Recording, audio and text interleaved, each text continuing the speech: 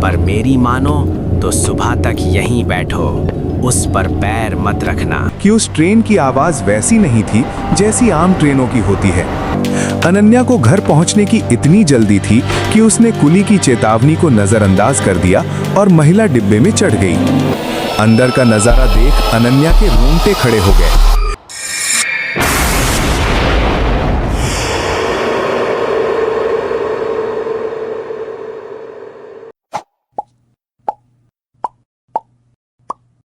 रात के 2 बज चुके थे। मुंबई की वो कभी न सोने वाली रफ्तार आज जैसे छुपकर कहीं दुबक गई थी। मरीन लाइन स्टेशन के प्लेटफॉर्म नंबर 2 पर खड़ी अनन्या अपनी घड़ी को बार बार देख रही थी। चर्च गेट से छूटने वाली आखिरी लोकल जा चुकी थी और टैक्सी वालों की हड़ताल ने उसे इस वीरान प्लेटफॉर्म पर अकेला छोड़ दिया था। अनन्या बला की खूबसूरत थी। उसकी बड़ी बड़ी आंखों में इस वक्त थकान और हल्का सा डर था। उसने अपने कुर्ते का पल्ला ठीक किया और बेंच पर बैठ गई। स्टेशन की पीली लाइटें रह रहकर झपक रही थीं, जैसे कोई बूढ़ा अपनी आखिरी सांसें गिन रहा हो। तभी एक बूढ़ा कुली, जिसकी वर्दी का रंग फीका पड़ चुका था, उसके पास से गुजरा। बेटी, यहाँ क्यों बैठी हो? आखिरी गाड़ी तो निकल गई। काका, टैक्सी नहीं मिल रही, क्या कोई और ट्रेन आएगी? सिर्फ एक बूथ लोकल 3:07 पर आती है, पर मेरी मानो तो सुबह तक यहीं बैठो, उस पर पैर मत रखना। इससे पहले कि अनन्या कुछ पूछती, वो बूढ़ा अंधेरे गलियारे में गायब हो गया। अनन्या ने सोचा कि शायद वो कोई बूढ़ा सनकी था, लेकिन ठीक 3:06 पर पटरी पर एक थरथराहट महसूस हुई। दूर अंधेरे से एक हेडलाइट की रोशनी दिखाई दी।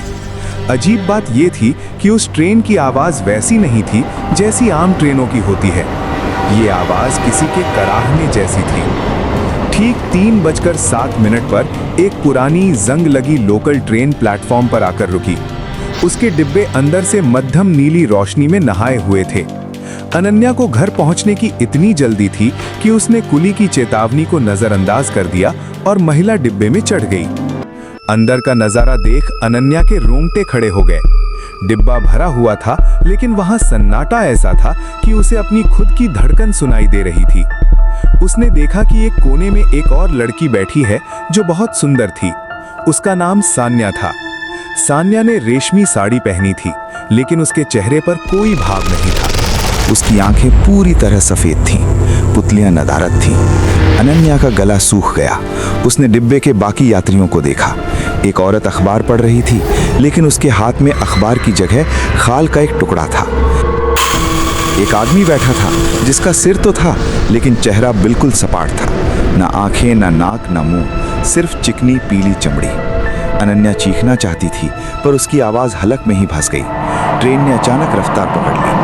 खिड़की के बाहर मुंबई की इमारतें नहीं, बल्कि एक घना काला धुआं तैर रहा था। स्टेशन पीछे छूट रहे थे, लेकिन उनके नाम अजीब थे। चीखपुर, शवनगर, अंतिम द्वार। तुम गलत गाड़ी में आ गई हो। ये ट्रेन उन लोगों के लिए है जो समय और दुनिया के बीच कहीं खो गए हैं।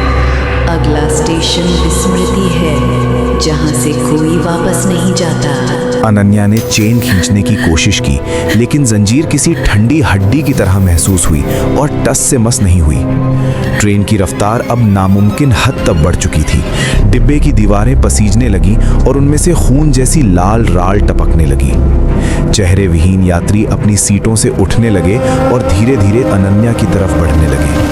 सपाट चेहरे वाले आदमी ने अपना हाथ बढ़ाया। उसके हाथों की उंगलियां असाधारण रूप से लंबी और नुकीली थीं। अनन्या पीछे हटते हुए दूसरे डिब्बे की ओर भागने लगी, लेकिन दरवाजा बंद था।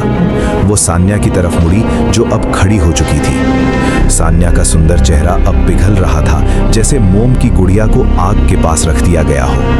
हमें एक नए चेहरे की जरूरत थी। तुम्हारी आंखें बहुत सुंदर हैं। अनन्या, क्या तुम उन्हें मुझे दोगी? ट्रेन ने जोर से ब्रेक लगाया। एक भयानक चरमराहट के साथ गाड़ी रुकी। बाहर कोई प्लेटफॉर्म नहीं था, बस एक अंतहीन गहरी खाई थी, जिसमें से लाखों हाथ ऊपर की ओर उठ रहे थे। बोर्ड पर लिखा था, शून्य। अनन्या ने अपनी पूरी ताकत बटोरी और ट्रेन के खुले दरवाजे से बाहर छलांग लगा दी। उसे लगा कि वो सदियों तक नीचे गिरती रही। अगली सुबह मरीन लाइन स्टेशन के सफाई कर्मचारी को पटरी के किनारे एक लड़की बेहोश मिली। वो अनन्या थी। जब उसे होश आया तो वो कांप रही थी। पुलिस ने उससे पूछताछ की, लेकिन वो कुछ बोल नहीं पा रही थी। वो बस पागलों की तरह अपनी कलाई की घड़ी देख रही थी, जो 3:07 पर रुकी हुई थी। हफ्तों बाद अनन्या ने आईने में देखा। वो सुरक्षित थी, अपने घर में थी। लेकिन जब उसने ध्यान से देखा तो उसे आईने में अपनी आंखों के पीछे एक धुंधला सा साया दिखाई दिया। वो सान्या थी। अनन्या की खूबसूरत आंखें अब उसकी अपनी नहीं लग रही थीं। वे धीरे धीरे सफेद हो रही थीं। मुंबई की लोकल ट्रेनें आज भी दौड़ती हैं, लेकिन पुराने कर्मचारी आज भी कहते हैं, अगर कभी रात के तीसरे पहर प्लेटफॉर्म पर कोई बेनाम गाड़ी आकर रुके तो चाहे कितनी भी जल्दी क्यों ना हो, कभी चढ़ना मत, क्योंकि कुछ ट्रेनें मंजिल तक नहीं बल्कि उस स्टेशन तक जाती हैं जहां सिर्फ सन्नाटा बसता है।